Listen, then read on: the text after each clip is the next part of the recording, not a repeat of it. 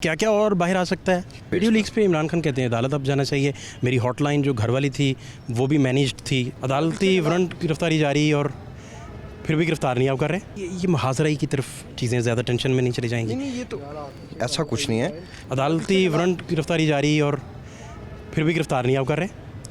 नहीं देखें, इसका एक प्रोसीजर होता है। हमने जाके तो इस्लामाबाद में, आपको पता होना चाहिए कि टेरिटरी टू टेरिटरी ऑपरेशंस होते हैं। अगर इस्लामाबाद पुलिस आके ऑपरेट करेगी पंजाब में तो ऑब्वियसली उन्होंने पंजाब गवर्नमेंट को या पुलिस को बताना है, फिर उनकी कोऑपरेशन लेनी है। हमने तो एक अदालती हुक्म की तामील की और इनके जाके तो थाने में हमने वारंट गिरफ्तारी जमा कराए।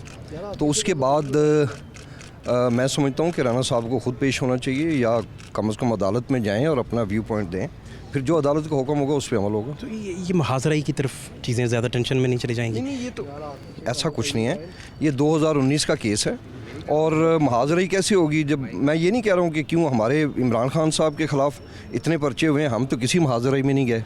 और राना सनाउल्लाह साहब के ख़िलाफ़ एक करप्शन का केस है, तो मैं उम्मीद करता हूँ कि वो अदालत में पेश होंगे और अपना जो व्यू पॉइंट है वहाँ पे। वीडियो लीक्स पे इमरान खान कहते हैं अदालत अब जाना चाहिए, मेरी हॉटलाइन जो घर वाली थी वो भी मैनेज्ड थी। क्या क्या और बाहर आ सकता है।